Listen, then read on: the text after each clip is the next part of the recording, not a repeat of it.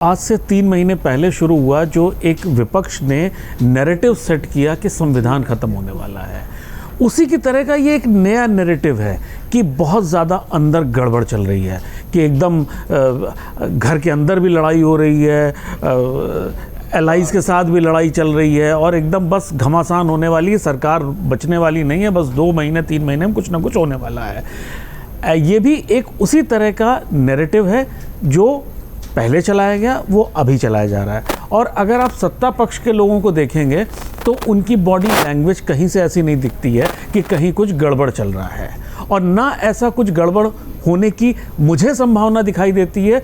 उसका एक बेसिस है। सबसे पहले क्या है कि जो गठबंधन की राजनीति है, पहले तो नहीं थी। डेमोक्रेसी हमेशा मैच्योर होती है, जैसे जैसे मैच्योर होती गई गठबंधन की राजनीति के डूज एंड डोंट्स निकल के आने लगे और गठबंधन की राजनीति मैच्योर हुई। जब हम 2024 में गठबंधन की राजनीति कर रहे हैं तो हम 1996 वाली गठबंधन की राजनीति की बात नहीं कर सकते, वो एक डिफरेंट लेवल की थी। अब मैच्योरिटी लेवल डिफरेंट आ चुका है। आज किस तरह से कॉमन मिनिमम प्रोग्राम्स हैं, किस तरह से ऐसी चीज़ों को जिस पे किसी दूसरे एलाई का वोट बैंक जो है गड़बड़ हो जाए, वो नहीं करना है। फिर ये जो एक गठबंधन है, ये ऐसा गठबंधन है कि एक पार्टी के पास इतनी सीटें हैं कि उसको बहुत थोड़ी सी सीटें चाहिए अपने फुल मेजॉरिटी के लिए, या जो वो गैप है उसकी जो मेजॉरिटी के लिए जो गैप है वो इतना छोटा है कि कोई भी गठबंधन जो घटक दल है वो उस तरह की हरकत नहीं कर सकता जो पहले की गई है। जैसे कि टीडीपी नहीं, अटल जी की सरकार में जिस तरह से आर्म ट्विस्टिंग की जाती थी, वो अब के परिप्रेक्ष्य में संभव नहीं है। उसमें एक चीज़ सबसे बड़ा कारण क्या है, डेमोक्रेसी मैच्योर हुई, आपके गठबंधन की राजनीति मैच्योर हुई, क्योंकि आज टीडीपी को भी पता है कि अगर उन्होंने सत्ता को एंजॉय करना है तो किसी ना किसी गठबंधन में रहना। अब अगर किसी ना किसी गठबंधन में रहना है तो एनडीए ऑब्वियसली उनके लिए भी बेहतर विकल्प है, क्योंकि जो दूसरा गठबंधन है वो गठबंधन कितने दिन का है और कब गठबंधन है, कब जो है वो बंधन छूट जाएगा पता नहीं है। वो जो दूसरा गठबंधन है वो सिर्फ उसका एक ही मोटिव था कि हमें नरेंद्र मोदी को हटाना है, जिसमें वो सफल नहीं हो पाए। अब जो दूसरी एक बड़ी मज़ेदार चीज़ है कि जिस तरह से सरकार को घेरने का विपक्ष का इस समय जो तरीका है वो ऐसा है कि एक रेस हो रही है और जो सबसे पीछे रहने वाला वो सबसे आगे रहने वाले को ये मजाक करके हरा रहा है, मजाक कर रहा है उसका कि देखो इसने 3 मिनट की जगह 2.5 मिनट 3.5 मिनट में इसने रेस जीती। अरे यार तू तो 10वें नंबर पे है ना।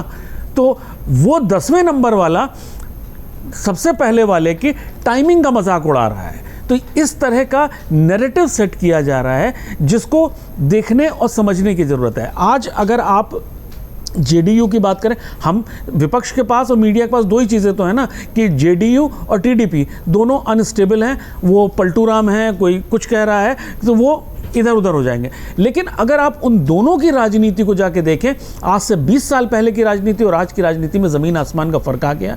उनके खुद की एज में, उनकी खुद की पॉपुलैरिटी में ज़मीन आसमान का फ़र्क आ चुका है। आज उनको पता है कि उन्होंने गठबंधन में रहना है, और एक जो शब्द था बीजेपी का, डबल इंजन की सरकार, डबल इंजन की सरकार होने के लाभ स्टेट को क्या मिलते हैं और लाभ जनता के दृष्टिकोण से नहीं, उनके खुद भी राजनीतिक लाभ के हिसाब से कितना उनके लिए मुफीद है डबल इंजन की सरकार होना, तो वो भी उनको पता है। तो उन्होंने इस तरह से साथ में चलना है। और दूसरी एक चीज़ प्रतीक्षा जो बहुत कि नरेंद्र मोदी खुल के काम नहीं कर पाएंगे, एक बहुत कॉमन हर जगह चल रहा है, सभी बात। ये सारी चीज़ें पर्सनालिटी ड्रिवन होती हैं। हमने एब्सोल्यूट मेजॉरिटी या जो 84 के टाइम पे देखी थी, लेकिन जो व्यक्तित्व होता है आदमी का कि वो किस तरह से काम करता है, वो खुल के काम कर सकता है, टफ डिसीजंस ले सकता है नहीं ले सकता। राजीव गांधी के टाइम में अगर शाहबानों के अलावा मुझे याद नहीं पड़ता कि कोई बहुत बड़ा टफ डिसीजन लिया गया हो। मेरे सीनियर लोग बैठे हैं, वो शायद मुझे करेक्ट करें, लेकिन नहीं, अरे आप अभी के डिसीजन से उसको कंपेयर करिएगा तो आप वैसे तो भाई 5 साल में सरकार चलिए तो कुछ ना कुछ डिसीजन तो होते ही रहेंगे ना। नहीं, इतना आसान नहीं था आसान रिकॉर्ड करना। जितना आप समझ रहे हैं। असम में कार्ड हुआ और उसकी कीमत भी चुकाई गई और लोगों वाले कार्ड की कीमत चुकाई। देखो किसी चीज़ को रिडिक्यूल मत करो, ये कहो कि हाँ इस सरकार ने टफ डिसीजन लिए हैं, ये आप करो। ठीक है। जो नरेंद्र मोदी की पर्सनैलिटी है वो टफ डिसीजन लेने वाली है, उसको मानना पड़ेगा, और टफ डिसीजंस लिए गए हैं। जब मेजॉरिटी में है आदमी या नहीं है, आदमी के व्यक्तित्व नहीं बदल जाएगा, तो मुझे नहीं लगता कि डिसीजंस लेने में कोई पीछे हटने वाले हैं। अगर आप ये वीडियो YouTube पर देख रहे हैं तो हमारे चैनल को सब्सक्राइब करें और बेल आइकन को दबाना ना भूलें। अगर आप Facebook पर ये वीडियो देख रहे हैं तो हमारे पेज को लाइक करें।